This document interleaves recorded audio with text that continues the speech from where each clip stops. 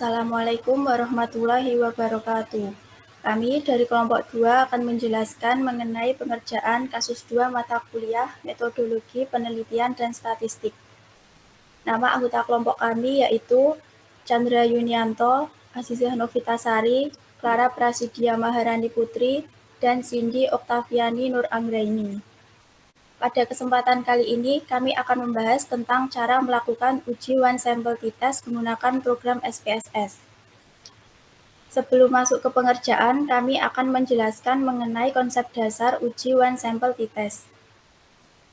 Yang pertama, uji one sample t-test disebut juga dengan uji T1 sampel. Kedua, tujuan uji one sample t-test adalah untuk membandingkan rata-rata sampel yang diteliti dengan rata-rata populasi yang sudah ada. 3. Uji one sample t-test dapat juga dipakai untuk menguji hipotesis dalam statistik deskriptif. 4. Uji one sample t-test merupakan bagian dari statistik parametrik. Oleh karena itu, asumsi dasar yang harus terpenuhi adalah data penelitian berdistribusi normal.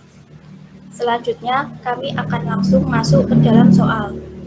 Berikut adalah data jumlah kunjungan pasien di instalasi farmasi rawat jalan Rumah Sakit X pada bulan Januari sampai Desember. Analisis data penelitian dengan SPSS. Pertama, kita akan melakukan uji normalitas untuk mengetahui nilai rata-rata berdistribusi normal atau tidak sebagai syarat uji one sample t-test.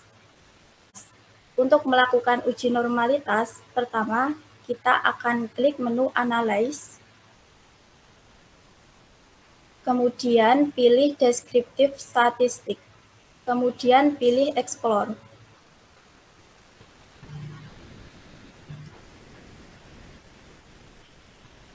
Selanjutnya, jumlah pasien rawat jalan dimasukkan ke dalam Independent List. Kemudian, pada bagian Plots diklik.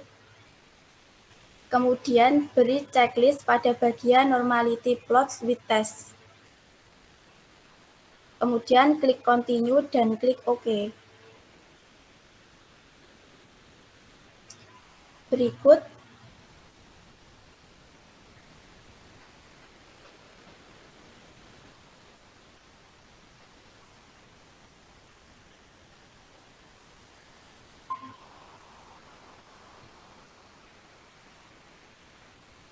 sudah muncul output dari uji normalitas. Sebelumnya, kami akan memaparkan dasar keputusan uji normalitas. Pertama, jika nilai sig lebih dari 0,05, maka berdistribusi normal. 2. Jika nilai sig kurang dari 0,05, maka data tidak berdistribusi normal. Pada tabel test of normality ini, dapat dilihat bahwa nilai sig atau signifikansi adalah 0,463 dan nilai tersebut lebih besar dari 0,05. Maka dapat disimpulkan bahwa data tersebut berdistribusi normal. Dalam test of normality ini, kita menggunakan nilai sig Shapiro-Wills. Karena dari beberapa referensi, Shapiro-Wills digunakan jika kita menggunakan sampel kurang dari atau sama dengan 50 sampel. Dan Kolmogorov digunakan jika kita menggunakan sampel di atas 50 sampel.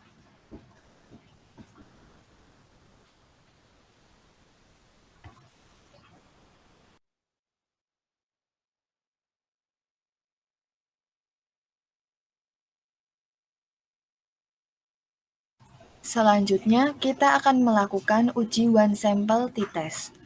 Kami akan memaparkan tentang hipotesis penelitian dan dasar keputusan uji one sample t-test terlebih dahulu.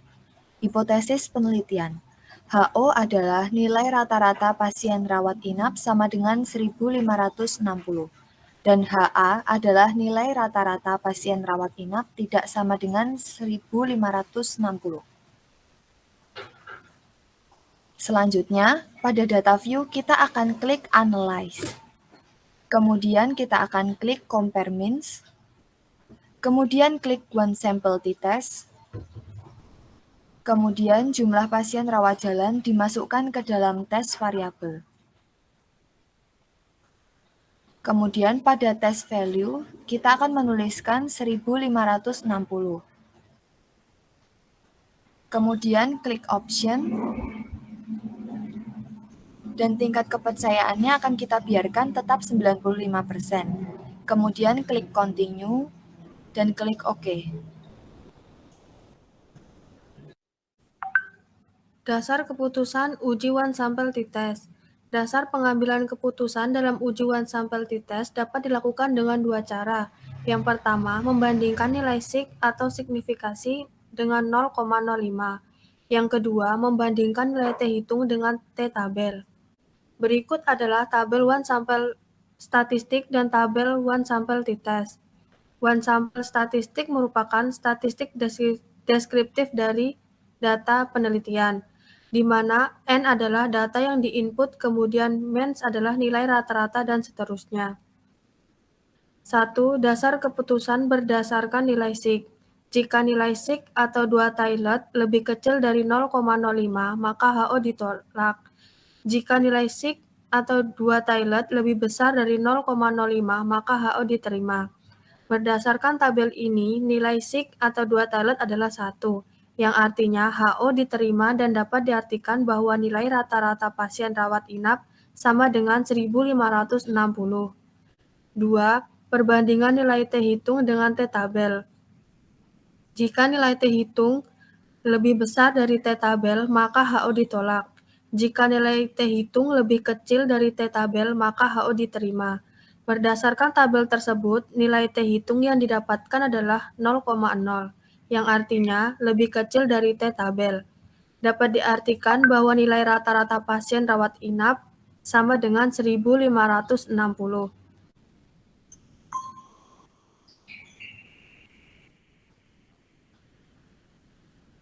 Rumus mencari T-tabel, yaitu 0,05 dibagi 2 karena uji dua sisi dari nilai DF sama dengan 0,025 dan nilai DF adalah 11. Kemudian angka 0,025 dan 11 dicocokkan pada nilai tabel statistik atau nilai T-tabel dalam statistik, dan diperoleh nilai T-tabel adalah 2,201.